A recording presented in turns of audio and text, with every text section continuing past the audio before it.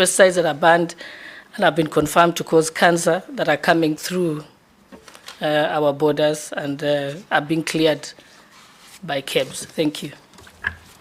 Nominee, you can answer those. Thank you very much, Honorable Chair and Honorable Gladys, for the questions that you put before me. First of all, when I reported and assumed office at the Ministry of Mining, Blue Economy and Maritime Affairs, this was a very new ministry. The three topics have been there before: mining, fisheries, blue economy, but in terms of having it as a ministry, that was the first time.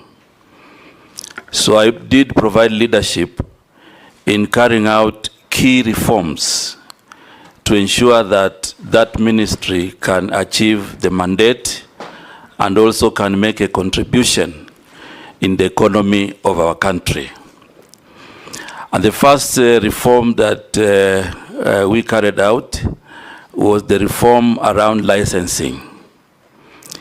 Before the reforms, licensing was very haphazard, and therefore what has happened now is that we have now an organized licensing system where investors apply through the online cadastre, and then we have structures that review and recommend licensing.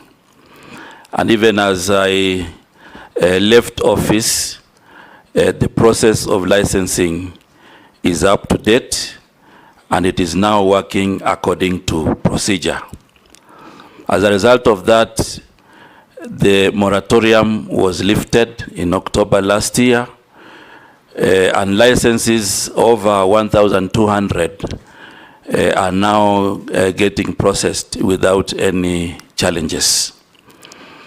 The second thing that is key for reforms is the testing and sampling.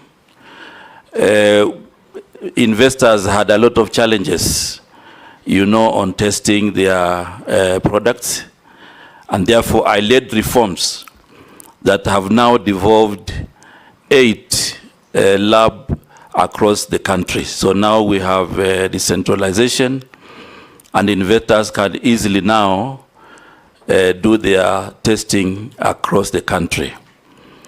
There's one more that is still under reform, the Madini House, which I also had committed to the committee at that time, and it is also in good progress.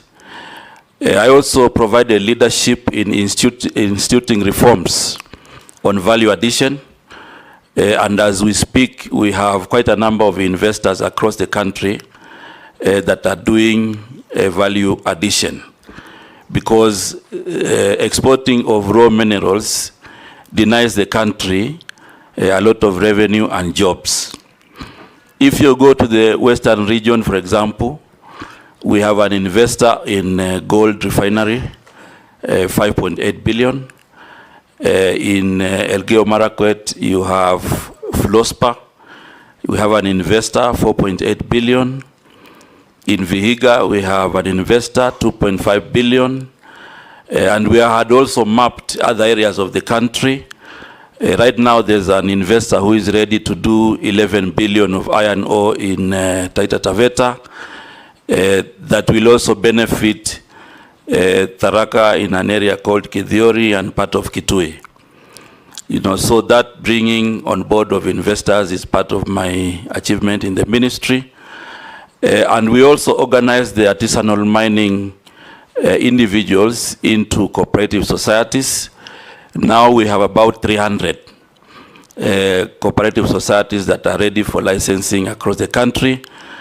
I provided leadership in gazetting 29 artisanal mining committees that will be giving permits on the ground so that people do not have to travel away from where they are.